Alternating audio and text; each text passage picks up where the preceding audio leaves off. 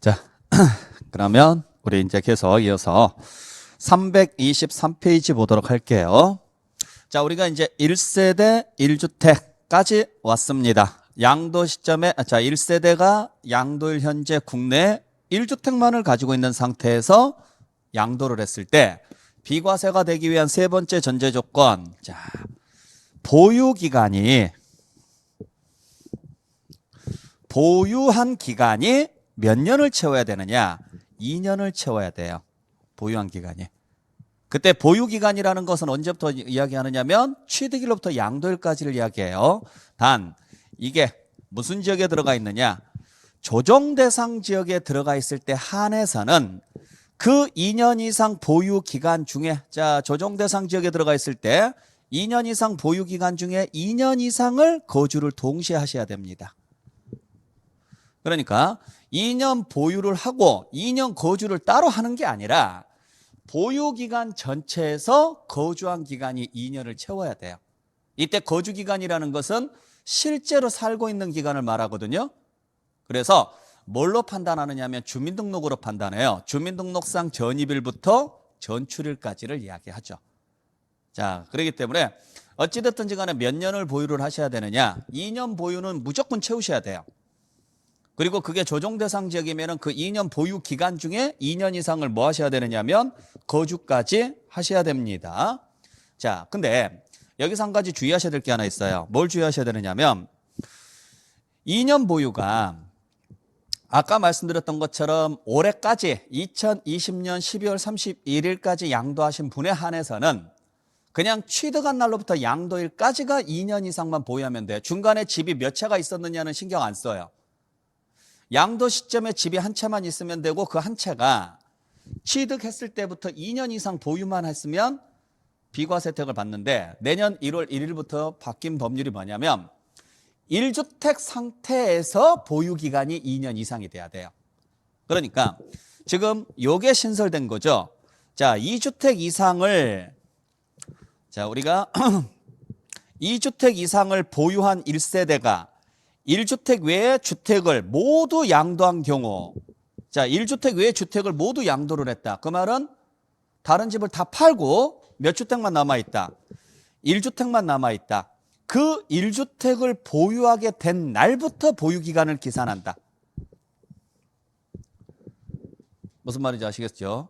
그러니까 다른 집이 있는 기간은 들어간다, 안 들어간다? 안 들어가요. 다만 물론 예외는 있습니다. 예외는 뭐가 있느냐면 155조 2, 165조 2에 따라서 일시적으로 2주택에 해당하는 경우 해당 2주택은 제외하고 그 다음에 2주택 이상을 보유한 1세대가 1주택의 주택을 모두 양도한 후 신규 주택을 취득하여 일시적으로 2주택이 된 경우에는 제외하지 않는다. 뭐 지금 이러한 식으로 돼 있는데 무슨 이야기냐면 아까 말씀드렸던 일시적인 2주택은 제외한다는 이야기예요. 그거 외에는 제외하지 않는다 이야기예요. 무슨 말인지 아셨어요? 자, 이쪽으로 잠깐 와볼게요. 기존 집이 있어요.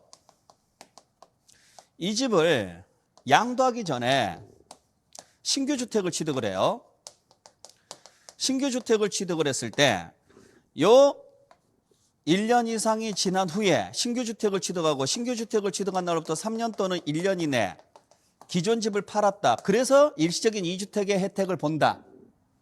그러면은 여기서부터 여기까지는 2주택이 겹치죠. 이건 상관없다고요. 그냥 요 기간이 몇 년을 보유하면 돼요. 2년 이상을 보유를 했으면 비과세 주겠다 이야기예요. 근데 A주택을 가지고 있는 사람이 중간에 B주택을 샀어요.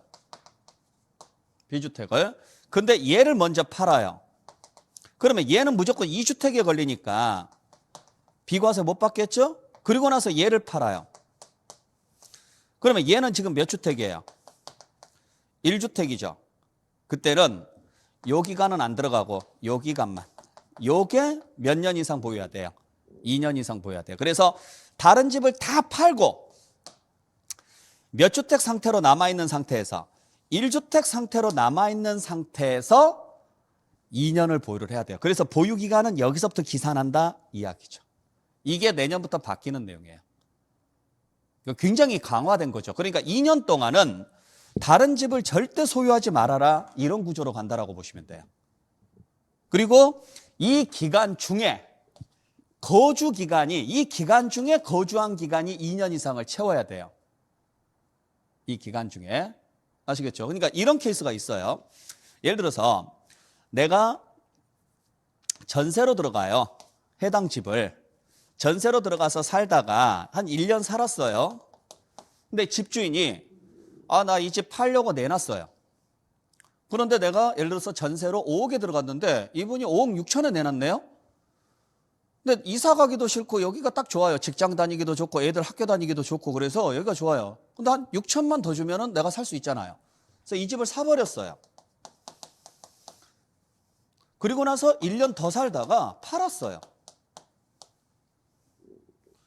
1년 더 살다가 예를 들어서 예를 들어서 2년을 더 가지고 있다가 팔았습니다. 팔았는데 중간에 내가 뭐 했느냐면 사정이 있어서 다른 데로 주소를 좀 옮겨야 될 상황이 발생을 했어요. 그래서 이때 전세로 들어가면서 전입신고를 했고 중간에 전출신고를 해버린 거예요. 그러면 보세요. 보유는 2년을 채웠어요. 그리고 거주도 2년을 채웠어요. 이것도 2년이라고 가정을 하죠. 여기가 이제 1년, 여기서부터 여기까지가 1년이라고 가정을 했을 때 그러면 이 사람은 비과세 받을 수 있느냐? 못 받는다고요. 왜? 보유기간 중에 거주기간은 1년밖에 안 되니까. 이건 안 들어간다고요.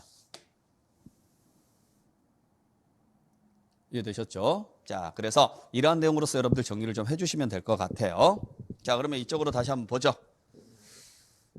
자, 그러면은 2년 이상 보유 및 거주 요건을 모두 충족을 했을 때 우리가 비과세를 받을 수 있는데 여기 이제 특례가 있습니다. 역시 2년 이상 보유 및 거주하지 않더라도 비과세가 될 수 있는 특례가 있어요. 어떤 경우냐? 세 가지 케이스가 있는데 첫 번째가 5년 이상 거주만 하면 되는 경우가 있습니다. 거주한 기간이 5년 이상이기만 하면 2년 이상 보유 및 거주에 관계없이 비과세가 되는 경우가 있다. 뭐에 해당하느냐? 건설임대주택에 해당했을 때. 건설임대주택이에요. 그래서 건설임대주택에 해당하게 되면은 거주한 기간이 몇 년 이상이기만 하면 되느냐면 5년 이상이기만 하면 돼요. 자, 무슨 이야기냐면 이쪽으로 잠깐 넘어와 볼게요.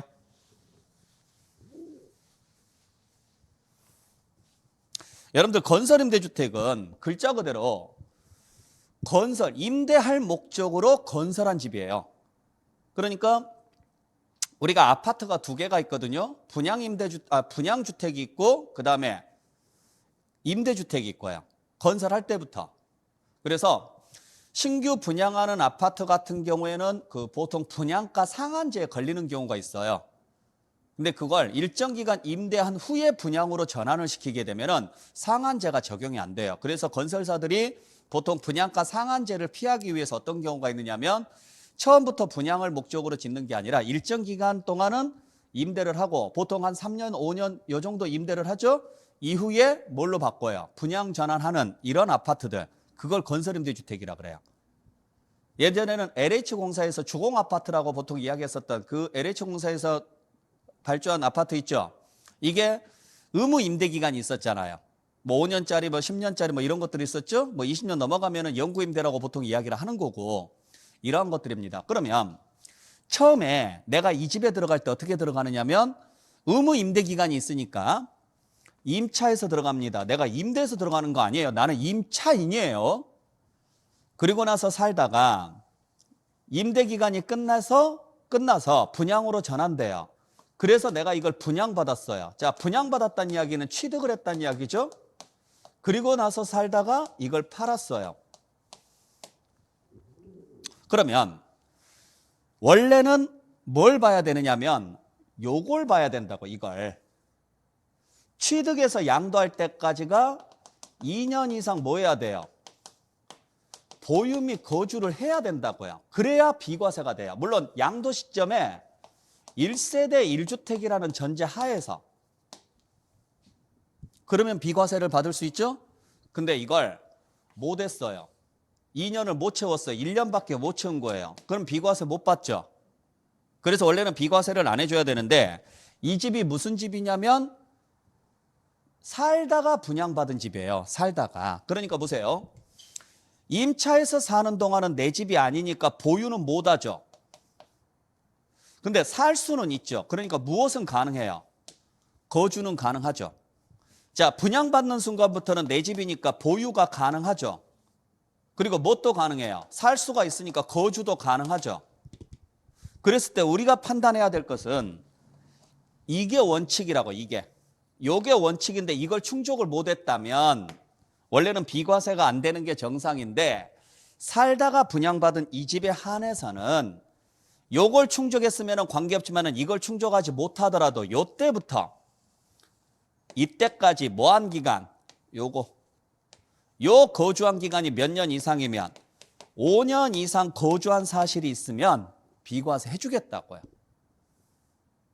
그래서 예를 들어서 5년 의무 임대 기간이 있다. 자, 5년 살았습니다. 자, 임차해서 분양받을 때까지 예를 들어서 5년 거주를 했어요. 5년 거주하고 나면 이미 5년 거주를 채웠죠? 그러면 분양받고 다음날 팔아도 비과세 받을 수 있다는 이야기예요. 그래서 임대 아파트 같은 경우도 그 처음에 들어가서 살 때는 괜찮아요. 왜냐면 어차피 의무적으로 살아야 되는 기간이 있기 때문에 그걸 채우고 나면 그 다음에 이제 분양 전환되면 위치가 괜찮다면 집값 많이 뛰거든요. 그랬을 때는 바로 다음날 팔아도 비과세 혜택을 받을 수가 있으니까. 아셨죠? 자, 그래서 여러분들이 보셔야 될 게, 자, 당연히 원칙적으로는 2년 이상 보유 및 거주를 채워야 되지만 2년 이상 보유 및 거주하지 않더라도 비과세 받을 수 있는 경우가 있다. 5년 이상 거주만 하면 되는 경우가 있다. 5년 이상 거주만. 어떤 경우냐? 건설임대주택이다. 두 번째, 자, 1년 이상 거주만 하면 되는 경우가 있어요. 1년 이상 거주만 하면 되는 경우가 있다. 어떤 경우냐? 부득이한 사유로 어디로 가야 되느냐면 다른 시나 군으로 이주를 했을 때요. 부득이한 사유로. 그게 어떤 사유냐? 취약, 근무상, 질병의 요양 이러한 사유들. 특히 우리 시험지에서는 근무상 같은 경우가 잘 나오는데, 자, 글자 그대로 내가 살다가 2년을 못 채웠는데 다른 데로 이사를 가야 돼요. 근데 원해서 가면은 이건 비과세 못 받는 건 당연하죠. 근데 내가 원해서 간 게 아니라 애들 학교 때문에, 참고로 여기서 취약은 고등학교 이상부터입니다. 초등학생이나 중학생 가지고 장난치는 부모들이 가끔 있어서 그래요. 너 어차피 너는 공부로는 성공 못할 것 같으니까 너로 인해서 너 전학 몇 번 좀 다녀. 그러면은 그걸로 해서 돈 번 거 너 줄게. 뭐 이러신 분들이 1000만 명 중에 한두 명은 있어요. 아주 예외적으로. 그래서 그런 분들 때문에 초등학생이나 중학생까지는 안 돼요. 근데 고등학생을 전학을 시킨다? 정말 특별한 경우 아니고서는 어지간해서는 전학 안 시키겠죠. 근데 고등학생을 전학을 시키면은 정말 공부 때문에 전학을 시키겠죠? 왜냐면 대학을 보내야 되니까. 그래서 고등학생부터 인정을 해주는 건데, 이런 사유로 인해서, 자, 근무상도 마찬가지고, 이런 사유로 인해서 어쩔 수 없이 다른 시로 간다면 2년 보유 안 해도 돼요. 1년 이상 뭐만 하면 되느냐면 거주만 하면 돼요. 그 다음에 세 번째는, 자, 아예 보유기간이나 거주기간에 관계없이 아무것도 안 따져요. 그냥 1세대 1주택이기만 하면 비과세가 되는 경우가 있는데, 하나는 수용됐을 때요. 자, 우리 집이 수용됐대요. 그러면은 그냥 뭐가 되는 거예요? 비과세 되는 거예요. 물론 전제 조건은 수용되는 주택 외에 다른 집은 없어야 돼요. 또 하나는 이주 목적으로 떠나거나 또는 취약이나 근무상 사유로 세대 전원이 어디로 가야 되느냐면 해외로 떠나야 돼요. 우리나라 떠나겠다고요. 아예 가족들 다 데리고 떠나겠다고요. 그러면 마지막 가는 길에 어차피 우리나라에 살다가 이제 떠날 거니까 마지막 좋은 추억 가지고 가십시오 해서 그냥 비과세 해줘요. 다만 전제 조건은 비과세 해준다 그러니까 뭐 하느냐면, 자, 생각해 보세요. 여러분들이 해외로 나가요. 아예 이주 목적으로 나가요. 그러면 대부분의 사람들은 국내에 있는 모든 재산을 처분할 거예요. 왜냐하면 나가서 살아야 되니까. 물론 내가 뭐 돈이 엄청 많아가지고 국내에도 놔두고 해외에 나가서도 충분히 살 수 있는 능력이 된다 그러면 상관이 없겠지만 그렇지 않고 나는 더 이상 이 나라에는 희망이 없어 나는 안 살래 뭐 이런 식으로 해서 떠난다거나 하여간 뭐 떠나요. 그러면은 어지간하면 다 처분을 할 건데 집까지 다 처분을 해버리면 떠날 때까지 짐을 놔둘 수가 없잖아요. 그래서 뭐 하느냐, 집 한 채는 놔둬도 좋다 이거예요. 나머지는 다 처분하고 집 한 채 정도는 놔둬도 좋다. 그러니까 출국일 현재 몇 주택만 가지고 있어야 된다. 1주택만 가지고 있어야 돼요. 그러면 그 집 출국하기 한 달 전에 산 집이든 상관없이 그냥 뭐 해주겠다. 비과세 해주는데 단 비과세 해준다 그러니까 출국하기 전에 집 딱 좋은 데다가 사놔요. 사놓고 안 팔고 냅둬요. 왜? 대한민국은 집만 가지고 있으면 집값 오른다라는 거 알고 있으니까. 그래서 예를 들어서 마포라든지 용산이라든지 뭐 서울숲이라든지 이런 데다가 집을 딱 사놓는단 말이에요. 사놓고 나가서 잊어버리고 있어요. 보험처럼. 잊어버리고 있다가 나중에 한번 가볼까 와봤더니 한 20억 올라 있어요. 그래놓고 팔아가지고 비과세 혜택 받고 이런 사람들이 존재해서 제한 조건을 뒀습니다. 제한 조건이 뭐냐면 몇 년 이내 팔아야 되느냐. 반드시 2년 이내는 파셔야 돼요. 몇 년 이내는 양도해야 돼요? 2년 이내는 양도하셔야 됩니다. 자, 그래서 요 세 가지 꼭 기억하시기 바랍니다. 자, 2년 이상 보유 및 거주하지 않더라도 비과세 혜택을 받을 수 있는 케이스가 있다. 어떤 경우냐? 5년 이상만 거주하면 되는 경우가 있다. 건설임대주택. 1년 이상만 거주하면 되는 경우가 있다. 취약, 근무상 등 부득이한 사유로 세대 전원이 다른 시나 군으로 이주했을 때. 그 다음에 보유 및 거주에 관계없이 비과세가 되는 경우가 있다. 수용되거나 출국했을 때인데 단 출국했을 때는 혜택을 몇 년까지만 주느냐. 2년 이내 처분한 사람한테만 혜택을 준다. 만약에 2년 이내 양도하지 않았다. 출국일로부터 2년 이내 양도하지 않았다면 그때부터는 투기 목적으로 봐서 무조건 과세해버립니다. 그래서 여기까지가 여러분들이 보셔야 될 내용이에요. 자, 그러면 비과세 요건 세 가지 말씀드렸죠? 자, 다시 한번 정리할게요. 1세대가 양도일 현재 1주택을 2년 이상 보유 및 거주하면 비과세 받을 수 있다. 자, 1세대란 배우자가 있어야, 주소가 분리되어 있는 상태에서 배우자가 있어야 독립세대가 되고 배우자는 항상 같은 세대로 본다. 단 배우자가 없어도 1세대로 봐주는 경우가 있다. 연령이 30세 이상이거나 이혼 또는 사망했거나 또는 기준 중위소득의 100분의 40% 이상의 소득이 있으면 된다.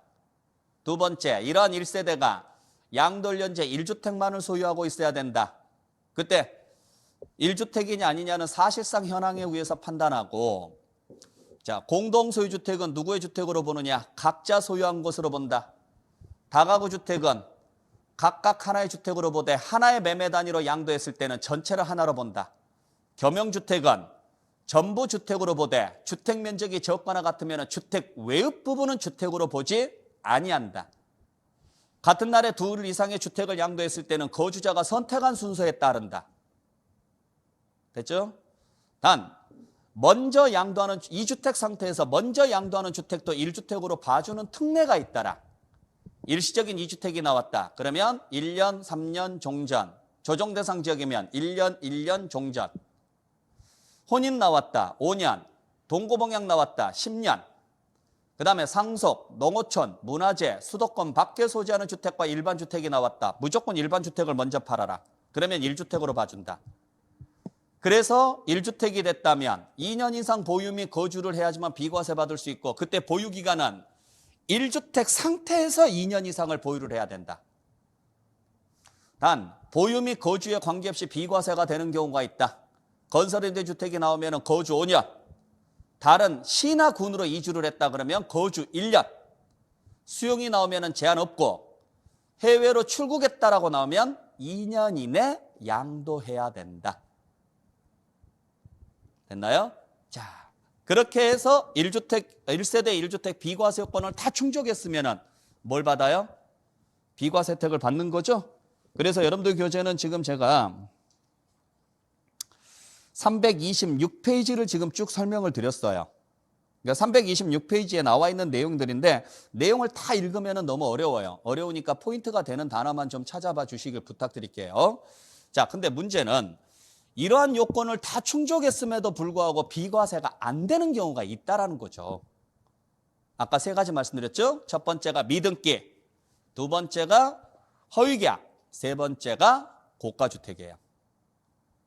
자, 그러니까 지금 제가 말씀드리는 것은 비과세 요건을 충족을 했다, 안 했다? 했다. 1세대 요건 충족했고 1주택 요건 충족했고 보유 및 거주기간 요건도 다 충족을 했어요. 그러면 당연히 비과세가 돼야 되는데 첫 번째, 미등기가 되면은 그때는 미등기가 되면은 무조건 과세입니다. 비과세 못 받습니다. 그것도 전부 과세예요. 미등기가 되면요. 단 여기에도 특례가 있어요. 미등기라는 말은 무슨 말이라 그랬어요? 등기를 할 수 있는데 안 하는 게 미등기라 그랬죠. 그러면 반대로 등기를 할 수 없어서 못하는 경우가 있을 수도 있지 않느냐. 그런 경우는 어떻게 보느냐. 등기로 봐줍니다. 미등기여도. 그러면 그때는 비과세가 가능한 거고. 이 내용은 여러분들 교재 나중에 358페이지에 보시면 나와 있어요. 그래서 358페이지에 보시면 양가로 2번에 등기 의제라고 해서 동그라미 1번부터 7번까지 쭉 나와 있는데 나중에 설명드릴게요. 대부분이 다 뭐라고 돼 있느냐면 등기가 불가능한 경우라고 돼 있어요. 자, 등기를 안 하는 게 아니라 불가능하대요. 안 한 게 아니죠. 할 수가 없는 거예요. 그건 미등기로 안 봐요. 그래서 이 경우는 비과세 혜택을 받을 수 있습니다. 자, 그래서 미등기는 이 정도만 정리하시면 돼요. 자, 미등기 양도자산은 원칙적으로는 비과세가 된다, 안 된다? 안 된다. 근데 미등기이더라도 비과세가 되는 경우가 있다. 어떤 경우냐? 등기로 보는 경우가 있더라. 두 번째, 허위 계약을 하게 되면은 비과세 안 해줍니다. 무슨 계약? 허위로. 그래서 뭐라고 돼 있느냐면 토지, 건물 및 부동산에 관한 권리를 매매하는 거래 당사자가 매매계약서의 거래가액을, 자, 계약서의 거래가액을 실질 거래가액과 어떻게 했느냐? 다르게 적었대요. 다르게. 허위로 계약했다는 이야기죠? 그때는 어찌됐든지 간에 요 기업번하고 니은번 중에서 어떤 금액을, 적은 금액을 뺀대요. 어디에서 빼느냐? 비과세 받을세액에서. 그러면 비과세 받을세액에서 뺀다는 이야기는 이 금액을 뭐 한다는 이야기예요? 과세한다 이야기죠. 이 금액을. 자, 이 내용은 그냥 간단하게 지금 나와 있는데 자세히는 안 나와 있어요. 여러분들 간단하게 나와 있거든요. 어디가 나와 있느냐면 313페이지에 오른쪽에 보시게 되면 참고란에 제일 밑에요. 조그만 글씨로 해서 3번에가 나와 있어요. 이건요. 자, 그래서 이 내용이 있는데 이게 무슨 말이냐면 보세요. 간단하게 설명을 좀 드릴게요.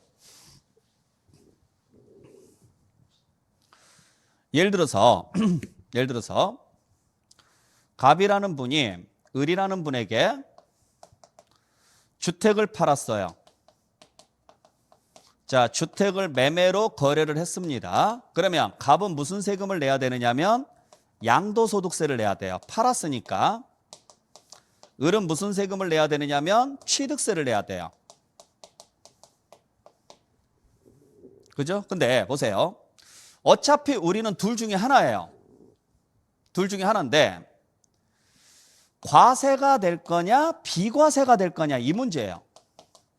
근데 지금 제가 여러분들한테 설명드리고 있는 것은 여기를 설명드리고 있거든요. 근데 여기서 뭐 한대요? 빼버리겠대요. 일정 금액을 빼버리겠대요. 그러면 여기서 빼버리면 갈 곳은 어디밖에 없느냐면 과세밖에 없다고요. 그래서 비과세 받을 세액에서 뺀다라는 표현을 쓰는 거예요. 비과세 받을 세액에서. 그랬을 때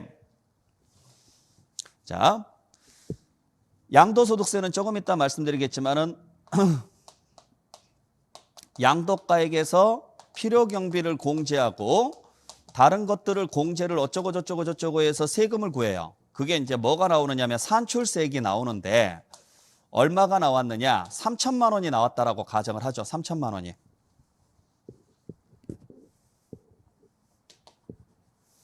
자, 세금을 계산해 봤더니 3천만 원이 나온 거예요. 근데 갑의 입장에서 이 집이 어떤 집이냐? 1세대 1주택으로서 비과세 요건을 충족을 했어요. 자, 비과세 요건을 충족한 집이면 당연히 얘가 뭘 받아야 되느냐면 비과세가 돼야 돼요. 그래서 그냥 3천만 원 비과세 해주고 끝났어요.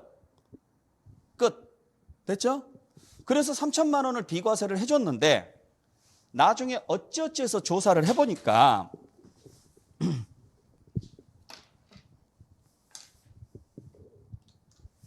자, 나중에 세무조사를 해보니까 계약서에는 6억으로 돼 있는데 실제 거래 금액은 7억으로 거래를 한 거예요. 그냥 5억으로 거래를 했다. 예를 들어서 다운 계약서를 쓴 거예요. 자, 당신을 믿고 비과세를 해줬더니 결국에는 세무서 입장에서는 뒤통수를 맞는 것밖에 안 되잖아요. 그죠? 그래서 용서 못 하겠다. 네가 계약서를 그렇게 썼어? 만약에 이런 식으로 나온다. 뭐 이걸 다운 계약서를 쓰든 업 계약서를 쓰든 상관은 없습니다. 예를 들어서 업 계약서를 썼다고 하도 상관은 없어요. 왜냐하면 이 사람 입장에서는 7억을 써주든 8억을 써주든 비과세가 돼요. 9억만 넘지 않으면 비과세 혜택을 받거든요. 그러니까 누구 입장이냐? 취득하는 사람이 써달라는 대로 써줘요. 옛날에. 어차피 비과세니까. 대신 이 사람은 높게 취득을 하게 되면 나중에 양도할 때 양도소득세가 적게 잡히거든요. 그래서 보통 사는 사람은 업계약서를 써달라고 하고 파는 사람은 다운계약서를 써달라고 그래요. 그래서 이쪽에서 업을 요구를 했고 업을 써주는 조건으로 이쪽에서 예를 들어서 한 뭐 2천만 원 주기로 했다. 그래서 그렇게 넘어갔다고요. 그래서 써줬어요. 왜? 이쪽에서는 어차피 손해볼 일은 없으니까 성의 표시를 했고 이게 옛날 관행이었다고요. 그러다 보니까 이게 안 되겠길래 세무서에서는 어떻게 하도록 돼 있느냐? 얘를 때려잡는 거죠.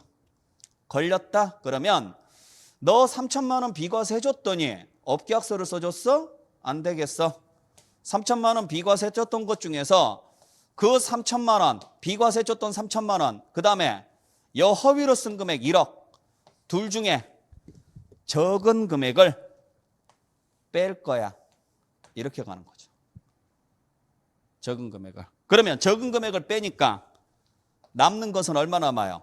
0이죠? 3천만 원에서 3천만 원을 뺐으니까 결국에는 얼마를 비과세 해줬는데 3천만 원을 비과세 해줬는데 이거 다 내놓으라고요. 이 구조로 가는 거죠. 자, 예를 들어서 5억 8천만 원에 예를 들어서 실거래 계약서를 5억 8천에 썼다라고 가정을 하죠. 그러면 지금 산출세액이 3천만 원 나왔고 이걸 뭘 해줬었느냐면 비과세를 해줬는데 얼마만큼 다운계약서를 썼느냐면 2천만 원만큼 다운계약서 썼어요. 그러면 원래 비과세 해줬던 그 3천만 원하고 다운계약서 쓴 2천만 원하고 이 중에서 얼마를 빼느냐? 적은 걸 빼버리겠다고. 적은 금액을. 이걸. 얘를 빼는 게 아니고. 그러면 얼마 남아요? 1,000만 원 남죠? 그러니까 총 3천만 원 중에서 얼마는 놔두고 1,000만 원은 그대로 비과세 놔두고 2천만 원은 세금 내라 이야기예요. 이렇게 가겠다. 이렇게. 그러니까 얼마를 빼는지는 몰라도 돼요. 중요한 것은 비과세에서 일정 금액을 빼는데 하나는 요 금액, 또 하나는 요 두 개의 차이, 요 차이를 뺀다 이야기예요. 이 차이를. 그러면 왜 큰 금액을 빼면 안 되느냐? 앞에 금액을 넘어가면 안 되니까 그래요. 3천만 원 비과세 줬는데 1억 내라고 하면 양아치죠. 아셨죠? 자, 그래서 우리가 이러한 내용으로서 여러분들 정리하시면 됩니다. 자, 그 다음에 세 번째가 고가주택이었을 때. 자, 요 고가주택 내용은 여러분들 327페이지에 나와 있죠? 자, 이 내용을 지금부터 설명을 드릴 건데, 자, 우리 고가주택이라는 것은 어떤 집을 이야기하느냐면, 고가주택은 양도 당시 정확히 알고 계셔야 돼요. 무슨 당시? 양도 시점에서 무슨 금액이? 거래 금액이 얼마를 9억 원을 초과하는 주택을 말합니다. 아시겠죠? 자, 그래서 고가주택이에요. 고가. 굉장히 비싼 집이죠. 그게 얼마짜리냐면 9억 초과인데 대부분은 이것만 기억해요. 근데 중요한 것은 이걸 기억하라고, 이걸. 양도 시점에 실거래가가 9억이 넘어가야 돼. 기준 시가가 아니고. 그러면 고가주택이라고 해서 어떻게 하느냐면 비싼 집이다 그래서 비과세를 안 해주는데 전부 과세하는 게 아니라 얼마만 과세하느냐. 9억 원 초과분만 과세가 돼요. 9억 원 초과분만. 그리고 여기서 한 가지 주의하셔야 될 게 있어요. 뭐냐면 고가주택 제도를 만들어 놓은 이유는 딱 하나예요. 뭘 안 해주려고 만들어 놨느냐. 비과세를 안 해주려고 만들어 놓은 거예요. 그러면 처음부터 비과세 대상이 아니었다면 고가주택은 의미가 없죠. 예를 들어서 내가 1세대 3주택이에요. 그중에 집을 하나 팔았는데 10억짜리예요. 이게 고가주택이에요? 아니라고요. 그냥 부동산인 거예요. 그냥 부동산. 쉽게 말하면. 자, 그러니까 고가주택은 몇 주택일 때만 쓰는 표현이냐면 1세대 1주택일 때만 쓰는 표현이에요. 고가주택은. 왜 제가 이야기를 해드리냐면 여러분들 고가주택은 무조건 9억이 넘는 집이다 이런 생각하지 마시고 1주택자로서 비과세 요건을 충족한 1주택자로서 9억이 넘는 집을 말한다 이렇게 알고 계셔야 돼요. 그래야 나중에 문제 풀 때도 여러분들 혼동이 안 와요. 잘 보셔야 돼요. 그러면 전부 과세하는 게 아니라 얼마만 과세한다? 초과분만 과세가 된다. 초과분만. 자, 아까 미등기는 다 과세한다 그랬죠. 미등기가 되면은, 자, 미등기는 정말 나쁜 놈이에요. 정말 나쁜 놈이니까 세법을 공부하다 보면은 세 놈이 필요해요. 하나는 죽일 놈, 나쁜 놈, 짠한 놈. 그 중에 죽일 놈이 뭐냐면 미등기예요. 세법에서는. 그래서 미등기로 거래를 하면 절대 용서가 없어요. 전부 다 과세예요. 반대로 짠한 놈이 있어요. 그게 뭐냐면 이거예요. 고가주택. 솔직히 말해서 생각해 보세요. 고가주택은 무슨 죄를 졌냐고요. 9억이 넘는 게 내 잘못은 아니죠. 그죠? 아니 내가 예를 들어서 10억에 내놨습니다. 10억에 내놨는데 아무도 안 사요. 그러면은 거래도 못 하는 거예요. 그러면 10억에 거래가 됐다라는 이야기는 시장에서 그 정도 수요가 있었다라는 이야기죠. 그러니까 공급자 마음이 아닌 거예요. 매도자가 100억에 내놨다, 수요자가 100억에 살 만한 사람이 있어야 거래가 되는 거예요. 근데 거래가 됐다는 이야기는 시장에서 가격이 그만큼 형성이 됐기 때문에 그러는데 그게 내 잘못은 아니죠. 제가 뭐 늘상 수업 시간에 하는 이야기지만 이쁘게 태어난 게 죄는 아니거든요. 그죠? 아니 태어날 때부터 이뻐요. 그게 무슨 죄냐고요. 자, 태어나서 보니까 아빠가 만수르예요. 어쩌자고요. 부자인데 어쩌라고요. 내가 처음부터 부자인 것은 아니었어요. 그냥 태어나서 보니까 아빠가 만수르예요. 어쩌자고요. 이런 상황이라고요. 얘는 그냥 가만히 놔뒀더니 주변 사람들이 우글우글 하면서 집값을 확 올려놨어요. 내가 올린 것도 아니고.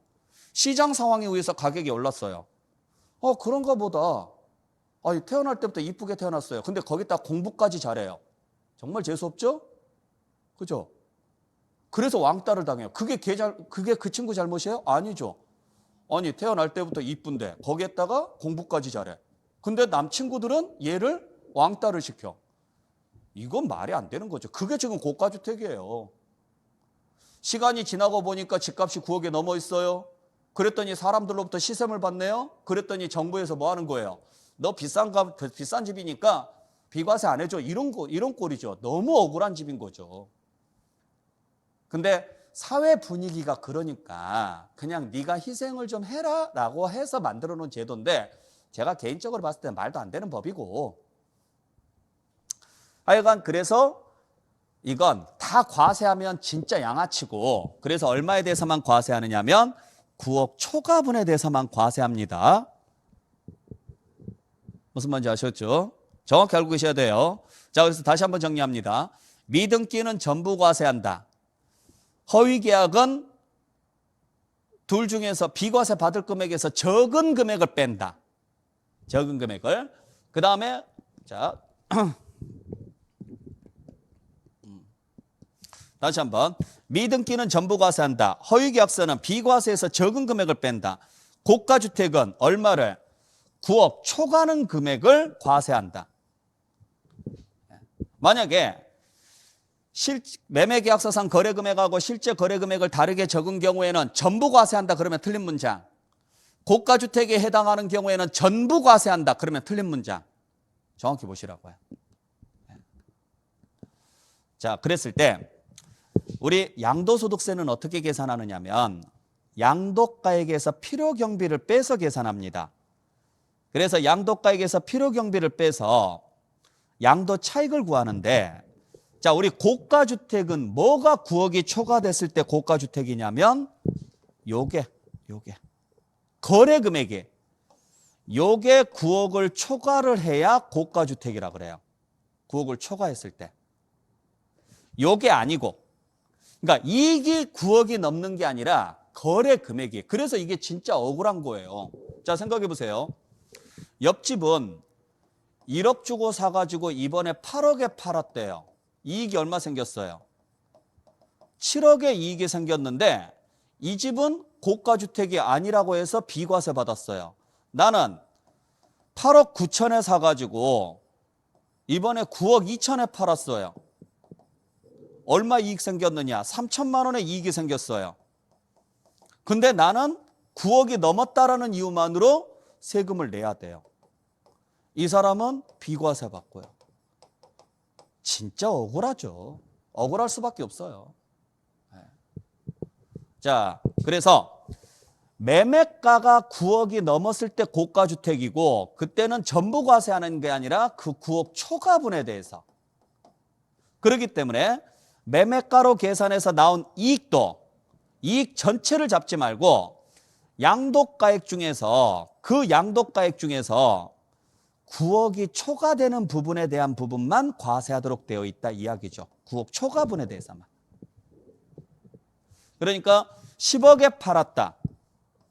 그러면은 1억에 대해서만 과세하자 이야기예요.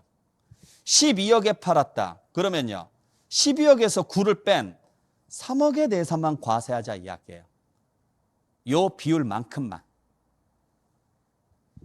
무슨 말인지 아시겠나요? 자, 그래서 여러분들 다시 한번 보시면은 무슨 이야기냐면, 예를 들어서 내가 10억에 팔았어요. 경비가 8억인데, 그러면은, 자, 8억에 사가지고 10억에 팔았으니까 이익이 2억이 나오는데, 10억 중에서, 전체 10억 중에서 9억까지는 비과세 해주라고요. 그러면 나머지 1억, 여기에 대해서만 과세하자 이거예요. 그러면은, 자, 10억 중에서 1억에 해당하는 부분만 과세하면 전체 금액의 몇 프로예요? 10%죠. 그러면 여기도 전체 금액의 10%만 잡아주라고요. 그러면 얼마? 2천만 원. 그러면 10%를 잡으려면 곱하기 10분의 1을 하면 되잖아요. 그게 지금 이 방식이라고요. 그러니까 분모에다가는 뭘 적으시면 되느냐면 양도가액을 적으시고, 분자에다가는 9를 뺀 금액을 적으시면 돼요. 그게 고가주택의 양도차익이 될 것이고, 거기에 이제 뭘 뺄 거냐면은 장기보유 특별공제라는 걸 해줄 거거든요. 요 장기보유 특별공제를 해줄 건데, 이건 이제 다음 시간에 말씀드릴 건데 미리 한번 말씀드릴게요. 오랜 시간 가지고 있게 되면은 일정 금액을 공제하는 제도가 있어요. 글자 그대로 장기간 보유하면 특별히 공제 주겠습니다라는 게 있는데, 보통은 몇 프로씩 해주냐면 2%씩 해줘요. 보유 기간에다가. 근데 얘는 미안하다 그래서 몇 프로씩 해주느냐면 4%씩. 물론 전제 조건은 요 두 가지 전제 조건이 들어갑니다. 3년 이상 보유해야 되고 그 기간 중에 2년 이상을 거주를 해야 되는데, 그러면 4%씩 해서 최대 몇 프로까지 받을 수 있냐면 80%까지 받을 수 있어요. 4%씩 해서. 그냥 곱하기 하시면 돼요. 예를 들어서 5년 보유했고 5년 보유 기간 중에 3년 거주했다. 그러면 곱하기 4. 그러면 4, 5, 20. 곱하기 4. 4, 32. 더해서 38%. 이만큼 공제해 주겠습니다. 뭐 이런 식으로 가는 거예요. 그냥 곱하기 4, 곱하기 4 하면 돼요. 이것도 내년부터 바뀌는 내용입니다. 올해까지는 그냥 보유기간에 8%였는데 내년부터는 보유기간에다가 4%, 거주기간에다가 4%, 그래서 나온 금액, 그거 합쳐서 최대 몇 프로까지 받을 수 있느냐? 80%까지 공제를 받을 수 있어요. 원래 최대 30%까지 공제가 안 되고, 최대 30%까지만 공제가 되는데 얘는 80%까지 공제가 되니까 굉장히 많은 혜택을 받는 거죠. 자, 그래서 여러분들께서 정확하게 알고 계셔야 될 게 세 가지입니다. 첫 번째, 고가주택은 얼마가 넘는 집을 말한다? 9억이 넘는 집을 말한다. 실거래가가 9억을 초과하는 집을 말한다. 정확히 하셔야 돼요. 두 번째, 고가주택이 되면 얼마에 대해서만 과세하느냐? 9억 초과분에 대해서만 과세한다. 세 번째, 고가주택은 장기보유 특별공제를 받을 수 있느냐? 받을 수 있다. 그것도 4%씩 보유기간에 대한 4%와 거주기간에 대한 4%씩 해서 최대 몇 프로까지 받을 수 있느냐? 80%까지 받을 수 있다. 항상 고가주택은 무슨 생각을 하셔야 되느냐면 나쁜 집이다가 아니라 짠한 집이다. 불쌍한 집이다. 이렇게 생각하셔야 돼요. 자, 그래서 한번 보죠. 우리가 예를 들어서 똑같은 거래를 한번 했을 때, 자, 세금 계산은 이러한 식으로 우리가 세금 계산을 하는데, 예를 들어서 10년 보유된 국내 부동산이라고 가정을 했을 때, 일반적으로 상가 건물이면, 일반 부동산이면 6억에 사서 10억에 팔았다라고 가정을 했을 때 이익이 4억에 남아요. 그리고 일반 부동산은 몇 프로씩 공제를 해주느냐면 3%씩 공제를, 2%씩 공제를 해줍니다. 그러면은 10년 곱하기, 자, 2% 하면 10년 곱하기 2% 하게 되면 20%죠? 그러면 4억에 20%니까 8천만 원을 공제한 나머지 3억 2천만 원을 소득으로 잡고 기본공제 250만 원 받았을 때 3억 1,750만 원에 대해서 세금 계산해서 내야 돼요. 근데 그게 1세대 1주택으로서 비과세 요건을 충족했다면 일단 10억짜리니까 고가주택이죠? 똑같이 4억이 나와도 10억 중에서 얼마에 대해서 9억 초과분인 1억에 대해서만 과세하자고요. 그래서 10분의 1을 계산을 하니까 얼마에 대해서만 세금 내면 되느냐면 4천만 원. 그것도 5년 거주했으니까, 자, 10년 보유했고 5년 거주했으니까 10년 곱하기 4, 40이죠? 그 다음에 5년 곱하기 4, 그러면 20이고, 그러면 합이 60이죠. 그러면은 60% 4, 6에 24, 2,400만 원을 뺀 나머지 1,600만 원을 소득으로 잡고 250만 원 뺀 1,350만 원 보세요. 10배 이상 차이 나요. 똑같이 팔아가지고 똑같이 이익이 났는데도 불구하고. 이렇게 계산하면, 제가 세율 계산까지는 안 했는데 이렇게 계산하면 최소한 1억 넘게 나오고요. 요거 계산해봤자 60만 원 정도, 70만 원이면 끝이에요. 여기서 거의 1억 차이 나요. 근데 이것도 보유기간은 똑같은데 거주기간이 10년이면 자, 똑같은 상황에서 4천만 원만 과세하죠? 왜냐하면 4억 다 과세하는 게 아니라 그중에 10분의 1만 과세하면 되니까. 왜? 10억 중에서 9억 초과하는 부분이 1억이니까. 그리고 여기에 대한 장기보유 특별공제는, 자, 보유기간 10년, 그러면은 10 곱하기 4에서 40%, 그 다음에 거주기간도 10년, 그러면 10 곱하기 4에서 40%, 그러면 토탈 80%를 받을 수 있으니까 48에 32, 3,200만 원을 공제한 나머지 800만 원, 거기에 250만 원 기본 공제하면 550만 원이니까 이렇게 가죠. 이걸 계산하라 그래서 여러분들한테 지금 보여드리는 거 아니에요. 그냥 보시라고요. 제가 지금 드리고 싶은 말씀 뭐냐면, 예를 들어서 6억에 샀어요, 지금. 자, 6억에 사신 분들이 이번에 팔려고 하니까 9억이 넘어가면 고가주택이라고 해서 비과세를 못 받는데요. 그래서 9억에 팔려고 하는데 상대방이 10억에 사겠대요. 그러면 9억에 팔아야 돼요? 10억에 팔아야 돼요? 그렇죠. 10억에 팔아야죠. 세금을 내더라도. 왜? 보세요. 6억에 산 사람이 9억에 팔면 비과세니까 세금 없다고 쳐요. 근데 10억에 팔면 1억 더 받죠. 1억 더 받고 세금 한 100만 원 정도 내면 돼요. 1억 받고 세금 100만 원 내는 게 낫지 1억 안 받고 세금 안 내는 게 오히려 더 바보 같은 짓이라고요. 그래서 실무 가면 비싸게 팔수록 좋아요. 비과세 못 받는데요? 안 받을 거예요. 왜? 더 받아도 받은 돈보다 더 많은 세금을 내지는 않을 거니까. 고가주택은 9억 초과분에 대해서만 내요. 어마어마하게 세금을 많이 내는 게 아니라 생각보다 세금이 별로 안 나와요. 그러니까 사람들이 고가주택 규정 가지고 그렇게 겁먹거나 그러지는 않습니다. 모르시는 분들이 야, 고가주택이면 비과세 못 받는데 세금 엄청 많이 나온대. 이렇게 이야기하니까 막 그러냐 어쩌냐 진짜 이런 이야기를 하는 거지. 직접 고가주택을 가지고 계시면서 거래를 해보신 분들은요. 고가주택일수록 나는 더 좋아. 왜? 세금 내지 뭐. 난 더 받을 거야. 나 그전에서 세금 내면 돼. 이런 식으로 간다고요. 그러니까 고가주택은 우리가 그냥 인식을 할 때 비과세가 안 된다라는 것뿐이지 세금이 어마어마하게 많이 나오는 건 아니에요. 비과세를 못 받는 그 불이익 외에는 나머지는 다 혜택이에요.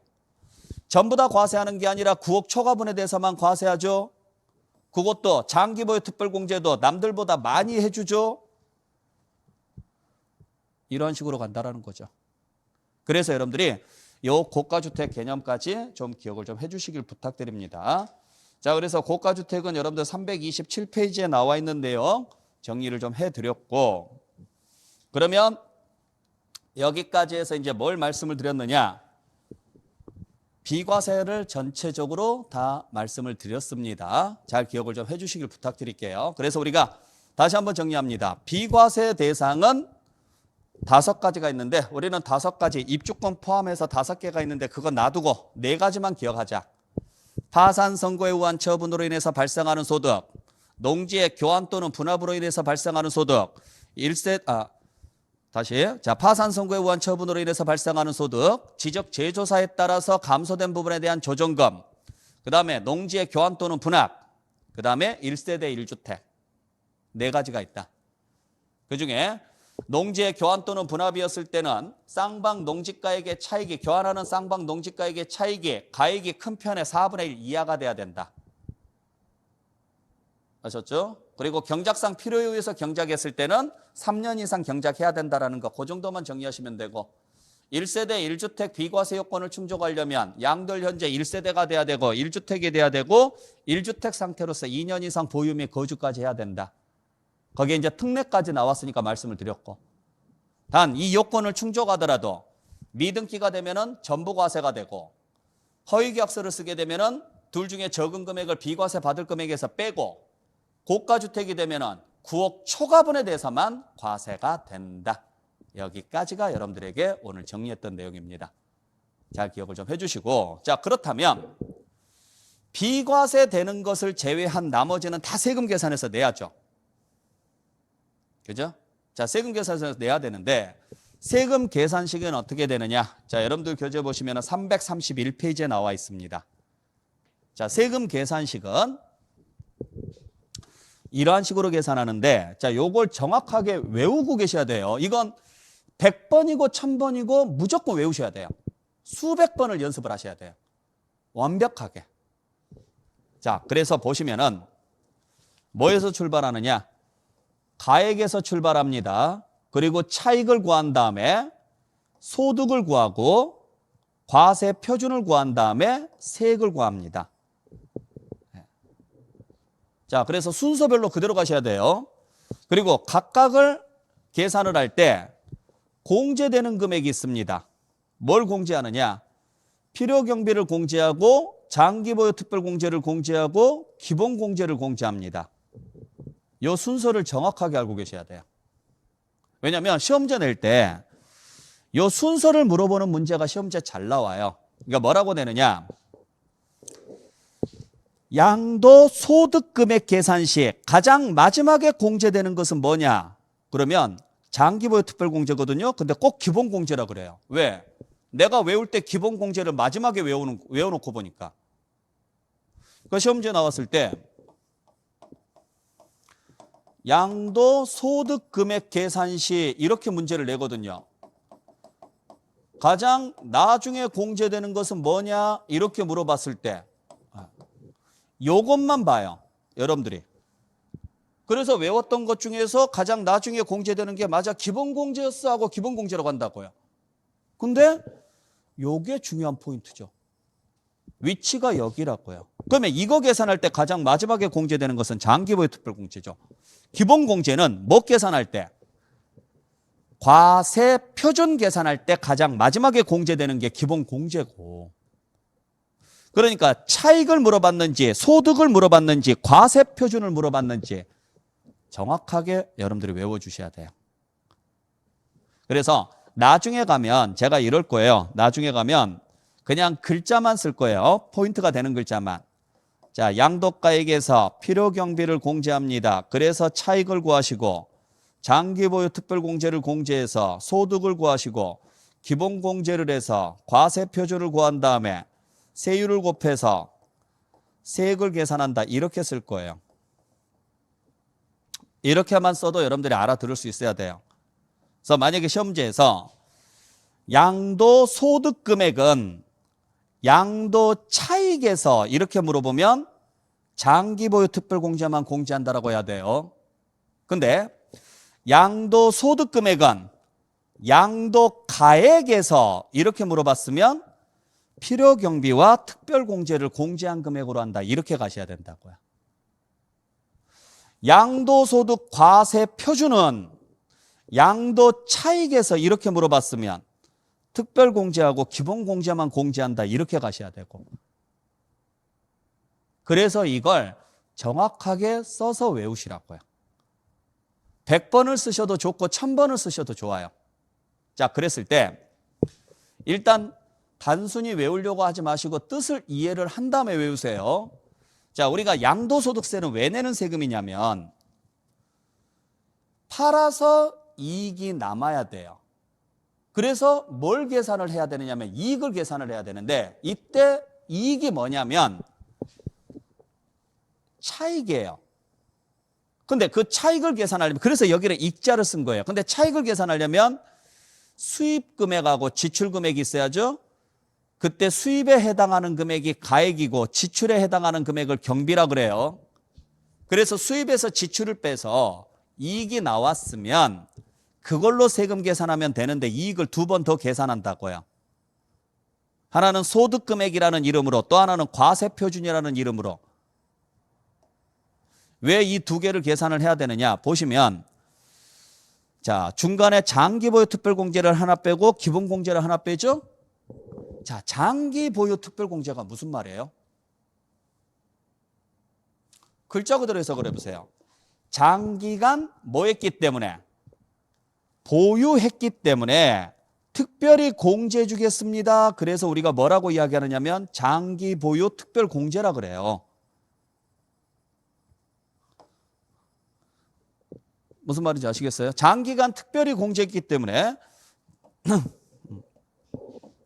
자, 그래서 이 장기보유 특별공제는 글자 그대로 장기간 특별히 공제했기 때문에 되는 건데 왜 이걸 만들어 놨느냐면 자, 잘 보셔야 될 게 이게 화폐 가치 때문에 그래요. 화폐 가치 때문에. 자, 1억 원에 취득을 했습니다. 예를 들어서 1억 원에 취득을 해서 가지고 있다가 나중에 가서 5억 원에 팔았어요. 그러면 이익이 얼마가 생겨요? 4억의 이익이 생기죠? 이걸 우리는 뭐라고 하느냐면 차익이라고 해요. 차익. 익자를 써서.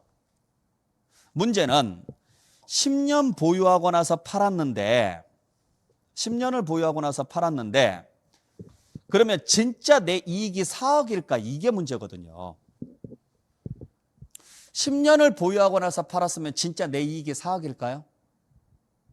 아니겠죠. 왜냐하면 이익이라는 것은 같은 시점을 놓고 비교를 해야 돼요. 그러면 10년 전의 1억이 지금의 1억하고 값어치가 같을까요? 다를까요? 다르겠죠. 화폐 가치는 달라지니까. 그러면 10년 전의 1억은 지금의 1억보다 높아요? 낮아요? 높죠. 왜? 인플레이션이니까. 자, 10년 전에 1억 가지고 할 수 있는 걸 지금은 할 수 있어요? 없어요? 없죠. 그 말은요. 지금의 1억은 10년 전에 1억보다 가치가 낮죠. 바꿔서 말하면 10년 전에 1억이 지금의 1억보다는 가치가 높다라는 거죠.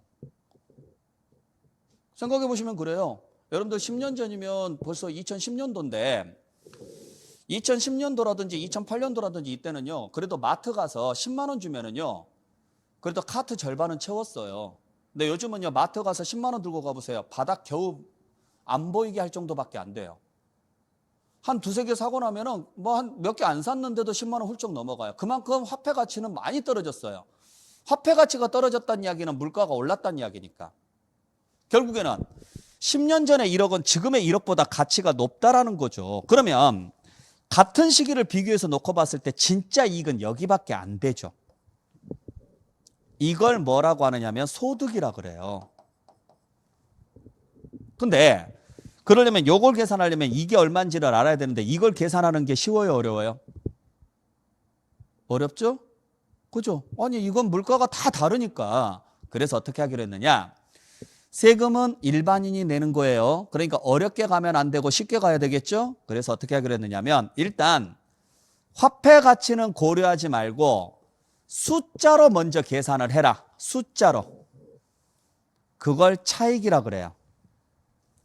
그리고 그게 오랜 시간 가지고 있었으면 화폐 가치의 변동률이 있었을 것이다. 그걸 빼주자. 이걸 장기 보유 특별공제라 그래요. 단 정해줄게. 몇 년 가지고 있었느냐에 따라서 많이 해줄게. 왜냐하면 시간이 오래 걸릴수록 그 공제율은, 즉 화폐 가치의 변동률은 커질 거니까. 그래서 아까 말씀드렸던 것처럼 보유기간에 따라서 2% 또는 4%를 곱하는 거예요. 그러면 보유기간이 길어지면 길어질수록 공제율이 커질 수밖에 없으니까. 자, 그럼 보죠. 일단 수익금액에서 지출금액을 뺐습니다. 그래서 남은 이익에서 화폐가치 변동률까지 뺐습니다. 그러면 진짜 나온 이익을 여기서부터 소득이라는 글자를 쓰죠. 그러니까 소득이라는 글자가 어디서부터 나오느냐? 여기서부터 나오는 거예요. 여기서부터. 이게 진짜 이익인 거죠. 그러니까 차익은 요게 숫자상 이익이라면 요건 진짜 이익인 거죠. 그래서 소득이라는 글자를 여기서부터 쓰는 거예요. 여기서부터. 이 위치를 잘 봐야 돼요.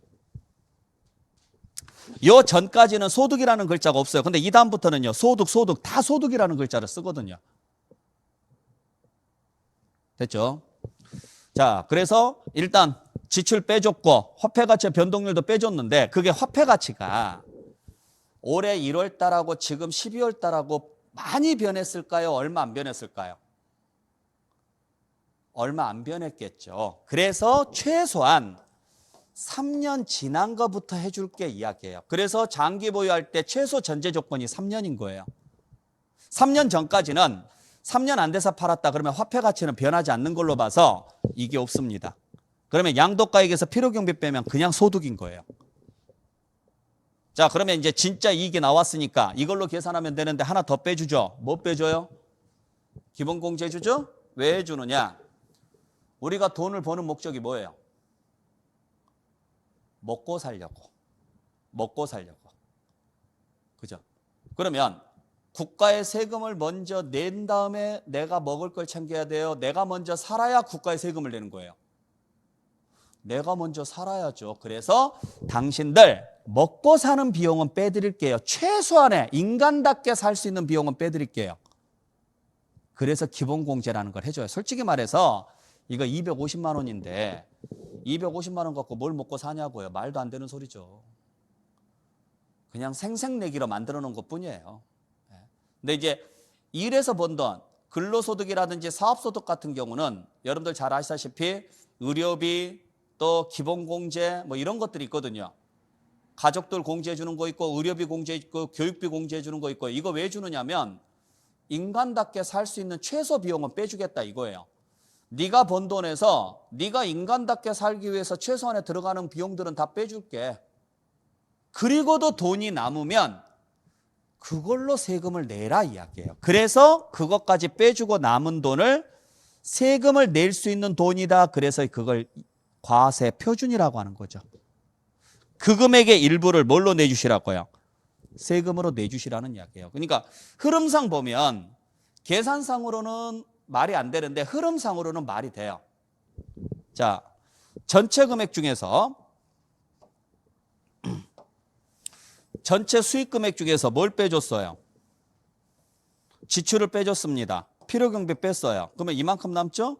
여기서 물가 상승률도 빼줬어요. 그러면 이만큼 남죠? 여기서 생활비에 쓰라고 기본공제까지 빼줬어요. 그러면 이만큼 남죠? 빼줄 거 다 빼줬잖아요. 그러면 그 중에서 일부를 뭘로 내주라고요? 세금으로 내십시오 이야기예요. 세금으로. 그러니까 실제 내가 벌어들인 돈 중에서는요, 얼마 안 돼요. 근데 우리가 어차피 돈 나가는 것 자체가, 돈 나가는 것 자체를 되게 싫어하니까 이 세금도 안 내고 싶은 거죠. 자, 계산식을 여러분들께서 단순히 외우려고 하지 마시고 뜻을 이해한 다음에 외우세요. 그래서 이제 이런 식으로 계산하는데, 자, 우리가 소득세는 국세입니다. 국세는 인별로 계산해요? 물건별로 계산해요? 인별로. 근데 그때 인별은 언제부터냐면 여기서부터 인별로 1년치를 모아서 계산하는 거예요. 근데 처음부터 인별로 계산할 수가 없거든요. 그래서 뭐 별로 계산하느냐면 처음에는 자산별로 계산을 해요. 처음에는. 그래서 처음에는 자산별로 계산한다면, 왜냐하면 물건을 팔았기 때문에. 그 다음에 어디서부터? 소득 금액부터 인별로 바꿔서 가는 거죠. 자, 그래서 이쪽을 잠깐 와볼게요.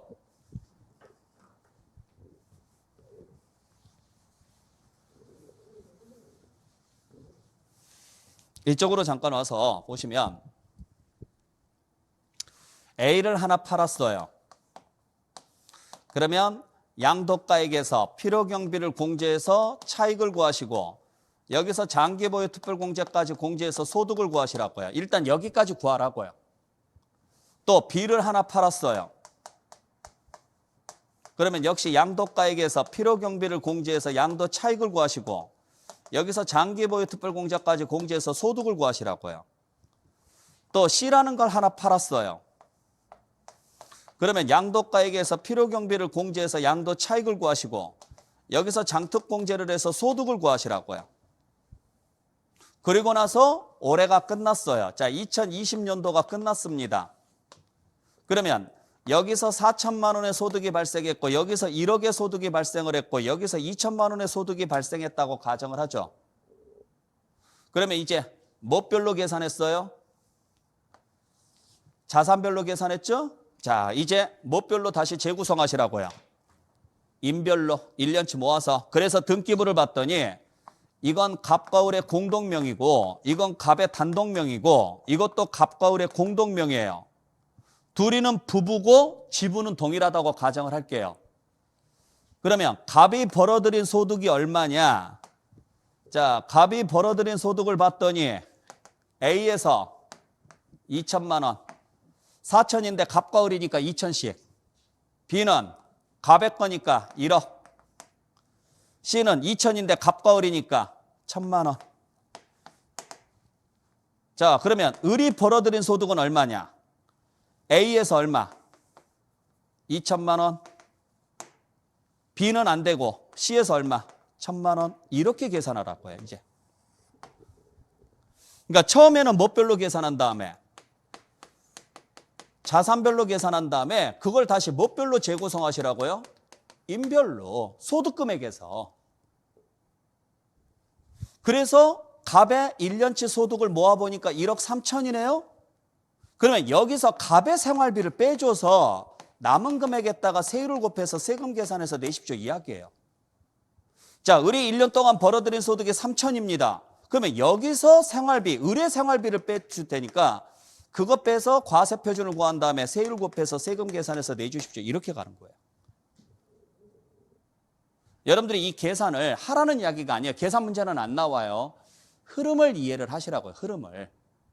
그러니까 처음부터 인별로 쪼개서 계산하지 마시고 처음에는 뭐 별로 계산을 해라?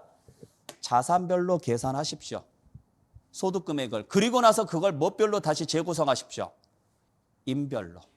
1년치 모아서. 이런 식으로 가야죠. 그렇기 때문에 장기 보유 특별공제 같은 경우에는 뭐 별로 공제를 해주느냐 하면 자산별로 공제가 돼요. 반대로 기본공제는 뭐 별로 공제를 해주느냐 하면 인별로 공제가 돼요. 그것도 몇 년, 1년에 몇 번? 한 번. 자, 그래서 이 내용까지 여러분들 다시 한번 정리를 좀 해 주시길 부탁드리겠습니다. 자, 그래서 여러분들 교재 331페이지에 나와 있는 내용까지 여러분들 정리를 했고, 자, 이에 대해서 좀 더 상세한 내용은 다음 시간에 여러분들 정리를 좀 해드릴 테니까 이 계산 구조에 대한 내용 여러분들이 몇 번이고도 좋으니까 계속 반복해서 좀 정리를 좀 해주시길 부탁드릴게요. 아시겠죠? 자, 오늘 비과세 내용하고 계산 구조에 대해서 간단하게 여러분들 정리를 좀 해드렸습니다. 고생 많이 하셨고 날씨 많이 추워졌죠? 이번 주 뭐 최강 한파라고 하는데 여러분들 감기 또 코로나 조심하시길 부탁드릴게요. 그리고 뭐 원장님이 갑자기 뭐 이제부터는 매주 매 시간마다 뭐 퀴즈를 내라고 하는데 뭘 낼까 지금 고민하다가 뭐 넌센스를 내도 좋고 뭘 해도 좋다고 하는데 제가 그런 거에 굉장히 약해요. 뭐 유머라든지 넌센스 이런 게 되게 약해서 그냥 오늘 배웠던 내용 중에서 하나 그냥 내볼게요. 아시겠죠? 뭐 커피 준다고 하는데 잘 먹으시길 바랍니다.